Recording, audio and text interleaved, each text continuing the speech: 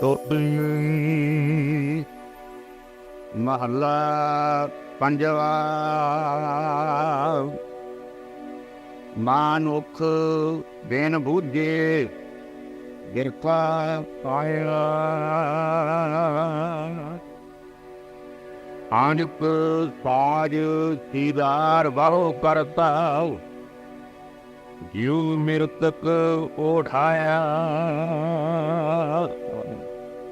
ਮਾਨੁਖ ਬਿਨ ਬੂਝੇ ਬਿਰਥਾ ਆਇਆ। ਆਨੁਕ ਸਾਜ ਸੀਦਾਰ ਬਹੁ ਕਰਤਾ, ਜਿਉ ਮਿਰਤਕ ਉਠਾਇਆ। ਰਹਾਉ ਤਾਏ ਤਾਏ ਕਿਰਪਨ ਸ਼ਰਮ ਕੀਨੋ, ਇਕੱਤਰ ਕਰੀ ਹੈ ਮਾਇਆ। ਦਾਨ ਪੁੰਨ ਨਹੀਂ ਸੰਤਨ ਸਿਆ, ਕਿਤਹਿ ਕਹਾਣੀ ਨਾ ਆਇਆ। ਕਾਰਿਆ ਭਰਨ ਸਵਾਰੀ ਤੇਜਾ, ਕਾਮਣ ਥਾਟ ਬਣਾਇਆ। ਅੰਗ ਨਾ ਪਾਇਓ ਆਪਣੇ ਫਿਰਤੇ, ਪੇਖ ਪੇਖੋ ਦੁਖ ਪਾਇਆ। ਸਾਰੋ ਦਿਨ ਮਾਜੂਰੀ ਕਰਤਾ, ਤੋ ਉਸਦਾ ਕਰਾਇਆ। ਖੇਲ ਭਇਓ ਇਦਾਰੇ ਨਿਆਈ, ਕਰ ਕੈ ਕਾਮ ਨਾਇ। ਭਇਓ ਅਨਮਰਾਮੋ ਜਾ ਕਉ ਪ੍ਰਭ ਕੋ, ਇਸ ਹਿਰਦੈ ਨਾਮ ਵਸੈ। ਪਰ ਸੰਗਤ ਕਾ ਪਾਛੈ ਪਰਹਿਓ, ਜਾਨੋ ਨਾਨਕ ਹਰਿ ਰਸ ਪਾਇਆ। ਭਇਓ ਅਨੁਗ੍ਰਹੋ ਜਾ ਕਉ ਪ੍ਰਭ ਕੋ, ਇਸ ਹਿਰਦੈ ਨਾਮ ਵਸਾਇਆ। ਸਾਧ ਸੰਗਤ ਕਾ ਪਾਛੈ ਪਰਹਿਓ, ਜਾਨ ਨਾਨਕ ਹਰਿ ਰਸ ਪਾਇਆ। ਵਾਹਿਗੁਰੂ ਜੀ ਕਾ ਖਾਲਸਾ, ਵਾਹਿਗੁਰੂ ਜੀ ਕੀ ਫਤਿਹ।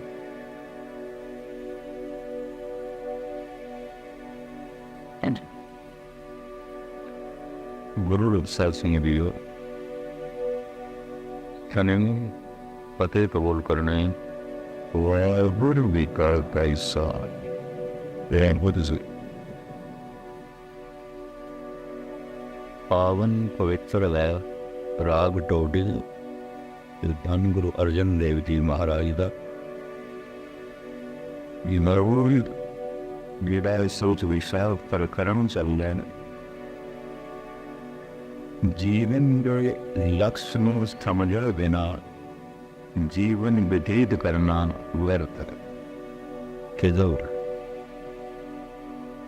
ਜੀਵਨ ਦਾ ਲਕਸ਼ ਕਿਉਂ ਜੀ ਰਿਹਾ ਹੈ? ਜੀਵਨ ਕਿਉਂ ਹੈ? ਬਗੈਰ ਉਹਨੇ ਪੈਦਾ ਕਰਾਂਗੇ ਕਿਸੇ ਨੇ ਜੀਵਨ ਦਾ ਲਕਸ਼ ਖਾਣਾ ਪੀਣਾ ਹੀ ਰੱਖਿਆ। ਇਹ ਇੱਕ ਸਾਧਨ ਸੀ, ਲਕਸ਼ ਨਹੀਂ ਸੀ।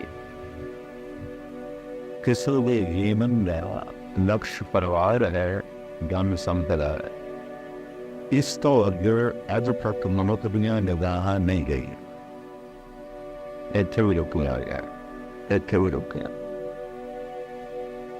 ਤੋ ਸਾਹਿਬ ਕਹਿੰਦੇ ਨੇ ਉਹ ਲਕਸ਼ ਨਹੀਂ ਹੈ, ਜੀਵਨ ਦਾ ਇਹ ਲਕਸ਼ ਨਹੀਂ ਹੈ, ਜੀਵਨ ਦਾ ਉਹ ਨਿਸ਼ਾਨਾ ਨਹੀਂ ਹੈ, ਜੀਵਨ ਦਾ ਇਹ ਕਾਰਨ ਨਹੀਂ ਹੈ।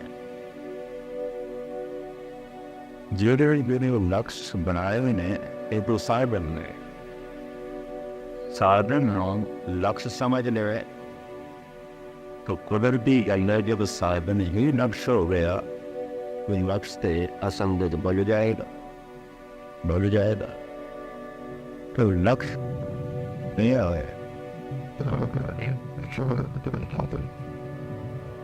लक्ष्य भूले हुए। इसे वास्ते अवतारी पुरुष कहते ने याद करो किसनो लक्ष्य नो। लक्ष्य की है परमात्मा, लक्ष्य की है ईश्वर, ये भूले हुए। करीबन करीबन सारी कायनात नो भूले हुए। की होया कोई करोड़ां दे विच एक अद मनुख नूं लक्ष्य दा पता है, लक्ष्य की समझ है, नेकियां नो नहीं है। जिसमें नहीं लक्ष्य का बोध नहीं है,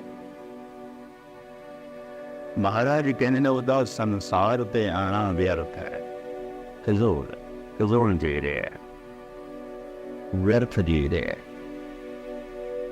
इस तरह इस विचारधारा नो धन गुरु अर्जन देव जी महाराज आरंभ करते ने। मैं इस कहना सार्थक है उस मनुख का जीवना जिन्हों लक्ष्य की समझ है ते जीवन लक्ष्य की तरफ जा रहे हैं। लक्ष्य भी कोई समझ ही नहीं है, कि जब समझ ही नहीं है तो फिर जीवन उस पासे नहीं जा सकता। चंगे चंगे गुनाह नूं असीं सत्संगी कहने, प्रेमी कहने, नितनेमी कहने। इन्हों को भी जीवन का लक्ष्य परमात्मा नहीं है, नहीं। उन्होंने भी साधन नूं ही लक्ष्य समझे हुए हैं कि किसी हद तक वो लक्ष्य परमात्मा है। इन्हों साधन की तरह वरतते ने भी है प्रभु तू ऐ करी, तो ऐ करी, तो ऐ करी। नहीं तो फिर प्रभु फल मिले, उसका मिल जाना सब कुछ का मिल जाना। तो प्राप्ति सब कुछ की प्राप्ति है। तो कहता है दसुरती सब कुछ खुदा से मांग लिया, खुदा को मांग कर उठते नहीं न आँख मेरे इस दुआ के बाद। कहता है जिस बंदा मैं रब नूं मंगे हुण होर कुछ मंगना चंगा ही नहीं लगता। रब को ही मंगे मैं रब नूं ही मंगे और कुछ नहीं मंगे। परमात्मा कोलों की मंगे परमात्मा कोलों परमात्मा नूं ही मंगे। बड़ा सियाणा होवेगा, सूझवान होवेगा, यही सियाणे है। बाकी सब मेव ने जो परमात्मा को लो होर ते मंग लेंदे ने, पर परमात्मा नूं नहीं मंगदे। ते जिहड़े होर मंग रहे ने सब कहते ने मम्मा मांगन हार ए आना। ये सब ए आने ने, बच्चे ने, नादान ने, ना समझ ने। मम्मा मांगन हार ए आना, ए आने ने खिलौने ही मंगने ने। कई दफे खिलौनिया की ममता करके, खिलौनिया की पकड़ करके मां नूं भी भुल जाता, प्यो नूं भी भुल जाता। जरा वड्डा हो गया, खिलौने वड्डे हो गए ने, हुण परिवार करके निरंकार नूं ही भुल गए। हुण पदार्थां करके परमात्मा नूं ही भुल गए। परमात्मा को अगर कुछ मंगण वास्ते भी जाता, किसी मंदिर मस्जिद गुरुद्वारे तो साधना भी करता है, जप तक भी करता है, परमात्मा को मंगता है। परमात्मा ने छोड़ के सब कुछ मंगता, सब कुछ मंगता एक परमात्मा को छोड़ के। जेड़ा जेड़ा मंगता है और जो कुछ मनुख मंगता है, वो तो गुरबाणी कहती है बिना मंगिया ही बिगड़े है। अड़ मंगिया दान देवना, कहो नानक सच संभाल लिए। साड़ी मेहनत कोई संसारी अजाई नहीं जाती, और वो साड़ी प्रारंभ मंगू तो मिलता जाए, बिना मंगिया ही मिलता जा रहा है। इस वास्ते साहब कहते ने मांग मांग मांग ਮੰਗ ਨ ਮੰਗ ਸੋ ਇੱਕ ਹੈ ਮਾਂ, ਉਸ ਇੱਕ ਨੂੰ ਹੀ ਨਾ ਛੱਡ ਬਾਕੀ, ਬਸ ਉਸ ਇੱਕ ਨੂੰ ਛੱਡ ਕੇ ਹੀ ਸਭ ਕੁਝ ਮੰਗਦੇ ਹਾਂ। ਚੰਗੇ ਚੰਗੇ ਸਤਸੰਗੀ ਨਿਤਨੇਮੀ ਪ੍ਰੇਮ। ਮਹਾਰਾਜ ਕਹਿੰਦੇ ਨੇ ਮੰਗ ਨ ਮੰਗ ਸੋ ਇੱਕ ਹੈ ਮਾਂ, ਨਾਨਕ ਜਾ ਕਰ ਪਰੇ ਪਰਾ। ਸਾਰੇ ਧੰਨਿਆਂ ਤੋਂ ਸਾਰੇ ਦੁੱਖਾਂ ਤੋਂ मुक्त हो जाए, उस एक नो मांगी। सब कुछ खुद ऐसे मांग लिया, खुदा को मांग कर दुख पे नहीं है हाथ मेरे इस दुआ के बाद। कहता जिस बंदा मैं ये मंग रहा है हुण और कुछ भी मंगना चंगिया नहीं लगता, पर परमात्मा लक्ष्य होवे तां ऐसा होंदा है। सतसंग कीता होया किस दा सफल, जिन्हें जीवन का लक्ष्य परमात्मा नो समझ दे। सतसंग कीता सफल होया ते जन्म किस दा सफल होया, जेदा जीवन लक्ष्य तक पहुंच गया। ये दो तरह की सफलता है। पहली सफलता कीर्तन सुनन दी, कथा सुनन दी, जप तप करन दी, दान पुण्य करन दी, सतसंग दे जाण दी सफलता। किस दिन सफलता? गुरु दिन जीवन का लक्ष्य केवल गुरु नूं लग दिता है, परमात्मा तो ही मिल। ये सतसंग का फल मिल गया, समझ मिल गई, पता चल गया। पर संसार ते आया है मिलिया होया जन्म, ये कदों सफल होगा जब जीवन लक्ष्य तक पहुंच गया। एक समझना है, एक प्राप्त करना है। जिन्हों जानना है उन्हों प्राप्त करना है, जिन्हों प्राप्त करना है उन्हों पहले जान। ऐसा कुछ ख्याल मेरे पातशाह ने इस वाक दे दिता है। उस परमात्मा को बिना गो मंगना है तो किसी और चीज़ नूं लक्ष्य रखना है। इस पावन पवित्र वाक विच मेरे पातशाह ने उदाहरण प्रमाण दृष्टांत बड़े सुंदर दिते हैं, बड़े प्रबल दिते हैं। इस वास्ते वो सारे दृष्टांत भी आप जी के सामने खोलिए। लड़ीवार आप वाक नूं सरवण करो, प्यार नाल आखो सतनाम श्री गुरु। टुड्डी महंदा पंजवा मानुख विरबुद्धि व्यर्था।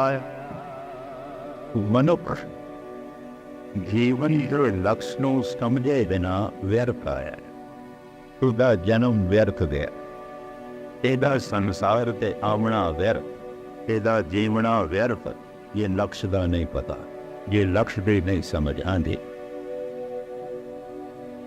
आनपुर ताजुर खिलदार मनो परता जो मृतक ओढ़ाया। जिसना बाकी सागो समान है, जो कुछ भी है कि जितना अपना तन सवारदा है। महाराज कहते ने सब कुछ मुर्दे का श्रृंगार है और कुछ भी नहीं, मुर्दे का श्रृंगार। शायद आपनों पता होवे यूरोप के देशों ते कुछ एशिया के देशों एक बहुत वड्डा धंधा है मुर्दियां नूं शिंगारना, बड़ा वड्डा धंधा है। क्यों? चाइनीज लोग, कोरिया, थाईलैंड के लोग मुर्दे नूं 10-15 दिन 20 दिन घर दे च रखते हैं। उसनूं बहुत चंगा समझिया जाता है जिहड़ा जितने ज्यादा दिन तक मुर्दे नूं घर दे च रखे। सब तो वड्डा खर्चा वो मरण पे है। यूरोप के देशों अंतिम संस्कार की बकायदा डेट गौरमेंट वालों मिलती है, हॉस्पिटल तो मिलती है। 5 दिन बाद, 10 दिन बाद, महीने बाद, इतने दिन तक तो मुर्दा घर बेच रहा है। अंतिम संस्कार वाले दिन घर लिया जाता है, सारे दर्शन करते फिर लै जाते। थाईलैंड ਵਿੱਚ ਇੱਕ ਦੋ ਸਮਾਗਮ ਮੈਨੂੰ ਦੇਖਣ ਨੂੰ ਮਿਲੇ, ਕਿਉਂਕਿ ਇੱਕ ਪਤਵੰਤਾ ਸਿੰਘ ਉਹਨਾਂ ਦਾ ਦੋਸਤ ਚਲਾਣਾ ਕਰ ਗਿਆ ਸੀ ਕਿ ਮੈਂ ਉਹਨੂੰ ਕਿਹਾ, ਮੈਂ ਕਿ ਥਾਈਲੈਂਡ ਵਾਸੀਆਂ ਦੀ ਮੈਂ ਅੰਤਮ ਕਿਰਿਆ ਦੇਖਣੀ ਹੈ, ਇਹ ਕੀ ਕਰਦੇ ਨੇ, ਉਹ ਲੋਕ ਕੀ ਕਰਦੇ ਨੇ। ਮੈਨੂੰ ਕਹਿੰਦਾ ਵੀ ਮਸਕੀਨ ਜੀ ਅੱਜ ਅੰਤਮ ਕਿਰਿਆ ਨਹੀਂ ਹੋਣੀ, ਉੱਥੇ ਵੀ 5 ਦਿਨ ਮੁਰਦਾ ਕਰਦੇ ਰਹੇ, ਫਿਰ 20-25 ਦਿਨ ਘਰ ਦੇ 'ਚ ਬੈਠਕ ਚੱਲਦੀ ਹੈ, ਸਵੇਰੇ ਤੇ ਸ਼ਾਮ ਬਿਰਾਦਰੀ ਦੇ ਬੰਦੇ ਆਉਂਦੇ ਨੇ। ਫਿਰ 20-25 ਦਿਨ ਉਹਨਾਂ ਨੂੰ ਸਵੇਰੇ ਸ਼ਾਮ ਅੱਛੇ ਤੋਂ ਅੱਛਾ ਪਕਵਾਨ ਖਿਲਾਇਆ ਜਾਂਦਾ ਹੈ, ਜੋ ਵਿਆਹ ਸ਼ਾਦੀਆਂ 'ਚ ਵੀ ਨਹੀਂ ਆਉਂਦਾ। ਇਸ ਵਾਸਤੇ ਮਰਨ ਤੇ ਪਰਚ ਲਿਆ। ਔਰ ਉਹਨਾਂ ਦੇ ਪੁਰੋਹਿਤ ਪੰਡਤ ਕੁਛ ਪੜ੍ਹਦੇ ਰਹਿੰਦੇ ਨੇ, ਕੁਛ ਗਾਉਂਦੇ ਰਹਿੰਦੇ ਨੇ। ਲੋਕੀ ਆਉਂਦੇ ਨੇ, ਘੰਟਾ ਅੱਧਾ ਘੰਟਾ ਬੈਠਦੇ ਨੇ, ਚਲੇ ਜਾਂਦੇ ਨੇ, ਖਾਂਦੇ ਨੇ, ਪੀਂਦੇ ਨੇ, ਚਲੇ ਜਾਂਦੇ। ਮੈਂ ਕਿਹਾ ਮੈਂ ਦੇਖਣਾ ਜਿੱਥੇ ਗਏ ਉਹ ਕਮ ਸੇ ਕਮ 11 ਦਿਨ ਹੋ ਗਏ ਸਨ ਘਰ ਵਿੱਚ ਮੁਰਦੇ ਨੂੰ ਰੱਖਿਆ। ਪਰ ਜਦ ਮੈਂ ਦੇਖਿਆ ਤੇ ਦੰਗ ਰਹਿ ਗਿਆ, ਇੰਝ ਲੱਗਦਾ ਸੀ ਜਿਵੇਂ ਸੁੱਤਾ ਪਿਆ। ਉਹਨਾਂ ਦੀ ਸੁੱਤਾ ਪਿਆ, ਨਾ ਕੋਈ ਚਿਹਰਾ ਕੁਮਲਾਇਆ ਹੋਇਆ, ਨਾ ਕੋਈ ਹੱਥ ਪੈਰ ਕੁਮਲਾਇਆ ਹੋਇਆ। ਮੈਂ ਕਿਹਾ ਹੱਦ ਹੋ ਗਈ, 11 ਦਿਨ ਹੋ ਗਏ ਨੇ ਗੁਜ਼ਰਿਆ, ਇਹ ਤੇ ਇੰਝ ਲੱਗਦਾ ਜਿਵੇਂ ਸੁੱਤਾ ਪਿਆ। ਇੱਕ ਅੱਜ ਕੱਲ੍ਹ ਧੰਦਾ ਹੈ, ਐਸੇ ਕੈਮੀਕਲਸ ਮੁਰਦੇ ਦੇ ਅੰਦਰ ਪਾ ਦਿੱਤੇ ਜਾਂਦੇ ਨੇ, ਇਸ ਢੰਗ ਦਾ ਸਵਾਰ ਦਿੱਤਾ ਜਾਂਦਾ ਹੈ, ਸ਼ਿੰਗਾਰ ਦਿੱਤਾ ਜਾਂਦਾ ਹੈ, ਇੰਝ ਲੱਗਦਾ ਜਿਵੇਂ ਸੁੱਤਾ ਪਿਆ। ਇਹ ਘਟਨਾ ਵੀ ਯਾਦ ਆ ਗਈ ਹੈ। ਕਹਿ ਦਿਆਂ ਸਿੰਘ ਸਾਹਿਬ ਗਿਆਨੀ ਚੇਤ ਸਿੰਘ ਹੁਣ ਤੇ ਨਹੀਂ ਗਏ, ਹੈਡ ਗ੍ਰੰਥੀ ਸ੍ਰੀ ਦਰਬਾਰ ਸਾਹਿਬ, ਇਹਨਾਂ ਦੇ ਰਿਸ਼ਤੇਦਾਰ ਕੋਈ ਬੇਬਵਾਲ ਲਈ ਰਹਿੰਦੇ ਸੀ। ਉਹ ਨੌਜਵਾਨ ਕਿਧਰੇ ਜਰਮਨੀ ਕੰਮ ਕਰਦਾ ਸੀ, ਹਾਦਸੇ ਚਲਾਣਾ ਕਰ ਗਿਆ ਤੇ 3 ਮਹੀਨਿਆਂ ਬਾਅਦ ਲਾਸ਼ ਆਈ ਇੱਥੇ। ਉਹਨਾਂ ਦੇ ਨਾਲ ਦਾਸ ਇੱਥੇ ਕਥਾ ਕਰ ਰਿਹਾ ਸੀ ਤੇ ਮੈਨੂੰ ਬਰਬਾਦ ਸਿੰਘ ਸਾਹਿਬ ਕਹਿਣ ਲੱਗੇ ਚੱਲਣਾ ਹੈ। ਮੈਂ ਕਿਹਾ ਠੀਕ ਹੈ ਚੱਲਦੇ ਹਾਂ। ਪਰ ਜਦ ਮੈਂ ਉਹਨਾਂ ਕੋਲ ਸੁਣਿਆ 3 ਮਹੀਨਿਆਂ ਬਾਅਦ ਲਾਸ਼ ਆਈ ਹੈ ਤੇ ਮੈਂ ਕਿਹਾ ਰਿਹਾ ਕੀ ਆਉਣਾ, 3 ਮਹੀਨਿਆਂ ਬਾਅਦ ਲਾਸ਼ ਆਈ ਹੈ। ਬੇਗੋਵਾਲ ਗਏ, ਪਹੁੰਚੇ, ਜਿਸ ਬਕਸੇ 'ਚ ਲੱਕੜ ਦੇ ਬਕਸੇ 'ਚ ਉਹ ਲਾਸ਼ ਆਈ, ਸਾਰਿਆਂ ਦੇ ਸਾਹਮਣੇ ਜਦ ਇਕੱਠ ਹੋਇਆ, ਖੋਲ੍ਹੀ ਗਈ, ਮੈਂ ਵੀ ਉੱਥੇ ਮੌਜੂਦ ਤੇ ਮੈਂ ਕਿਹਾ ਹੱਡੀਆਂ ਦੇ ਹੀ ਦਰਸ਼ਨ ਹੋਣਗੇ, ਹੋਰ ਕੀ ਹੋਵੇਗਾ, ਸੜਿਆ ਹੋਇਆ ਮਾਸ ਹੋਵੇਗਾ, ਹੋਰ ਕੀ ਹੋਵੇਗਾ, ਗਲੀਆਂ ਹੋਈਆਂ ਆਂਦਰਾਂ ਹੋਣਗੀਆਂ, ਹੋਰ ਕੀ ਹੋਵੇਗਾ।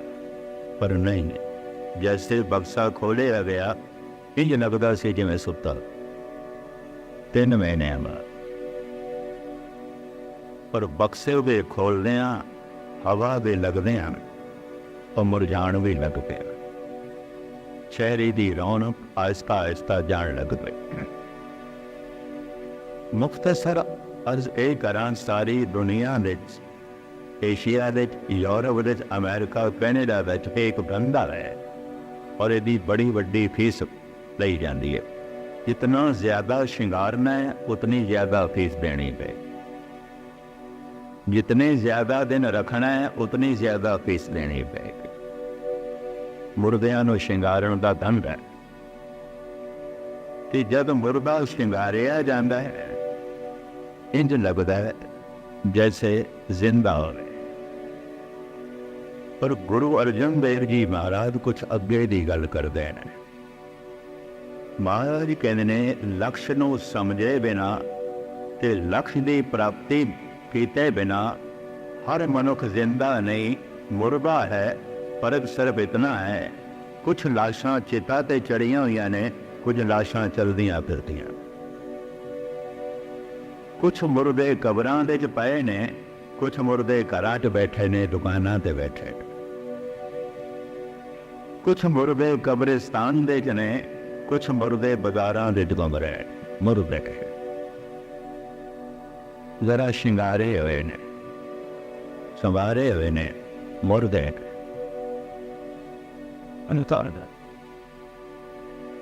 सिर्फ तन दे तल दी जिंदगी दिखाई दे रही है, अंदरों मन मुर्दा है। हुण मैं इस तरह मुर्दे नूं जिवाणा बड़ा औखा है। मन नूं जिहड़ा मुर्दा आख्या गया है, तो इस तरह गूढ़ी नींद, जिवें आम कहंदे ने नींद ते मौत बराबर है। मौत भी संबंध तोड़ देंदी है, नींद भी संबंध तोड़ देंदी है। मन सुत्ता पिया है परमात्मा दे पर, इस वास्ते कहंदे हैं मुर्दा है। पर यह मुर्दा जिंदा हो सकता, इनू जिवाया जा सकता, इनू जिंदा किया जा सकता है, इनू उठाया जा सकता है। कीर्तन दे राही, कथा दे राही, सत्संग दे राही। जैसे लक्ष्य की समझ आएगी, ये फिर लक्ष्य की प्राप्ति पर बिना रहेगा नहीं। और मैं फिर दोहरा दिया, इस सत्संग का फल की है, लक्ष्य की समझ आ गई है। जीवन का लक्ष्य परमात्मा है, जीवन का लक्ष्य ईश्वर है, गुरु है। समझ आ गई, सत्संग का फल मिल गया है। ये मनुख हुण जब तक कीते बिना रहेगा नहीं। ये मनुख हुण साधना लई वध तो वध समा कटेगा। ये मनुख हुण जब तक लई बहुत वड्डा समा कटेगा। लक्ष्य की समझ नहीं आई तो महाराज कहते ने फिर मुर्दे ही ने। ये मुर्दे जरा चलते फिरते ने, कदी घर दे चाहुंदे ने, कदी बाजार दे चाहुंदे ने, कदी दुकान दे चाहुंदे ने, कदी फैक्ट्री दे चाहुंदे ने। सब चलदियां फिरदियां लाशां। महाराज ऐसा कह रहे हैं। और भी ऐसा फरमान करते हैं, नाम बिना जेता व्यवहार। गुरु अर्जन देव जी, नाम बिना जेता व्यवहार, ज्यों मेरे तक मिथ्या सिंगार। सारा आवर श्रृंगार मुर्दियां दा सिंगार, मुर्दे श्रृंगार है। कब्रिस्तान दे तैर इतनियां कबरां ना होवन जिहदियां चलदियां फिरदियां कबरां दिखाई दें। कुछ भी नहीं है जीवन दे, कुछ भी नहीं। जरा खोल के देख लेना, सिवाय मुर्गमी तो होर कुछ भी नहीं निकले, सिवारे रोने पिटण तो होर कुछ भी नहीं निकले। खोल के देख लेना। मैं अक्सर अर्ज करता हूं ना, हर मनुख ने पता न कितना रोना छुपाया होया है, कितना दुख छुपाया होया है। ये हसदे मुस्कुरांदे चेहरे पता नहीं कितना रोना छुपाई बैठे। ये चमकदे ते चुपड़े मथे कितना कलेश छुपाई बैठे ने। ये घरां दी खामोशी पता नहीं कितने भांबड़ा नो छुपाई बैठी है। दस ये चमदियां फिरदियां लाशां, ये कबरां, ये शमशान घाट। महाराज इस तरह कहते ने, भावें कितना श्रृंगारे है, कितना साजो समान है, कितनी धन संपदा है। महाराज कहते ने ध्यान नाल इसनों विचारना है, मुर्दा श्रृंगारे है, मुर्दा श्रृंगारे, जिंदा नहीं है। जिंदा ते तां हो सकदा सी, सो जीविया जिस मन वसिया सोए, नानक अवर ना जीवे पर नहीं जीवना। बाकियों के मन ते मरे हुए ने। इस मरे हुए मन को इस तरह लेना चूंकि तार्किक तर्क कर सकता है। तन दे तल ते जो मर गया जिंदा नहीं हो सकता, नहीं हो सकता। चलो मैं एक थानू घटना भी सुनावा। सिंगापुर दे च घटना घटी। एक चंगे धनाड़ दा नौजवान लड़का चलाना कर गया सिंह। ये घटना बड़ी मशहूर। इत्थों ही अमृतसर दे निकटों संत गए हुए सन। अपने आप को संत कहते सन, लोग मनते हैं। इस तरह के संतां नूं ही संत आख्या जाता है, मनिया जाता है। ਗੁਰੂ ਗੋਬਿੰਦ ਸਿੰਘ ਦਾ ਬਾਣਾ ਤੇ ਉਤਾਰ ਕੇ ਉਹਨਾਂ ਨੇ ਬਾਣਾ ਆਪਣਾ ਦਿੱਤਾ ਹੋਇਆ। ਉਹਨਾਂ ਨੇ ਕਿਹਾ ਇਸ ਨੂੰ ਘਰ ਦੇ 'ਚ ਰੱਖੋ, ਸ਼ੀਸ਼ੇ ਦੇ ਬਕਸੇ 'ਚ, ਅਗਲੇ ਸਾਲ ਮੈਂ ਆਵਾਂਗਾ ਇਸ ਨੂੰ ਜ਼ਿੰਦਾ ਕਰਾਂਗਾ। ਮਲੇਸ਼ੀਆ ਸਿੰਗਾਪੁਰ ਦੇ 'ਚ ਇਹ ਘਟਨਾ ਬੜੀ ਮਸ਼ਹੂਰ ਹੋਈ, ਜ਼ਿੰਦਾ ਕਰਾਂ।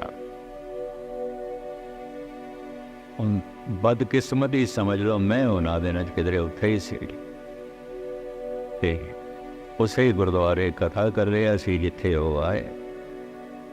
ਮੈਂ ਕਹਿ ਬੈਠਾ, ਮੈਂ ਕਿ ਸਾਲ ਬਾਅਦ ਇਹਦੀਆਂ ਹੱਡੀਆਂ ਵੀ ਨਹੀਂ ਲੱਭਣੀਆਂ। ਆਖਦਾ ਪਿਆ ਸੰਤ ਆਖੇ ਤੇ तो तनाव खड़ा हो गया, मेरे नाल झगड़ा शुरू हो गया। कहने के साल उड़ीके बिना तुसी किस तरह कह सकते हो? मैं कहा मैं कह सकता, रब्बी नहीं है, ईश्वरी नहीं है। मैं प्राण निकल चुके ने, डॉक्टरों ने कह देता है मुर्दा है, नहीं जिंदा होया, नहीं होया। साल बाद वो कहने जिंदा करांगा। मैं कि साल बाद शायद इसका मांस भी ना लवे, हड्डियां भी ना लवे। ये तनाव काफ़ी वधिया, मैनू बड़ा बुरा वाला आख्या। ते ओह जिन्हां दा लड़का गुजरिया सी, कहने थानू पता नहीं है संत शराब दे देणगे। ते मैं कहा फिर समझ लेना, मैनू शराब लग जाए तो फिर सच समझ लेना, ते जे ना लगे तो फिर मेरी गल नू सच समझ। उन्होंने शीशे के बक्से के जद घर दे च रखण दा यतन किया तो पुलिस घर पहुँच गई। मुर्दा घर दे च नहीं रख सकते, सिंगापुर के कानून के मुताबिक कब्रिस्तान ले दफन करना पे। तो हुण मुसलमानों का कब्रिस्तान उन्होंने इनकार कर दिता है, सिख ऐसे नहीं दफन होने देना। ईसाइयों का कब्रिस्तान उन्होंने भी इनकार कर दिता, इत्थे सिर्फ ईसाई दफन हो सकते हैं। बोधियां दे कब्रिस्तान दे दफन किया। ते संतां ने कहा साल बाद जिंदा करांगे। साल तो पहले पहले संत आप चलाना कर गए। उन्होंने भी शीशे के बक्से च रख के सवार के रखना पिया, क्योंकि उन्होंने भी इस तरह की वसीयत की हुई सी। शायद सोचते होंगे 2-4 साल बाद मैं जिंदा हो जावांगा, बक्से च ही रखना मैनू।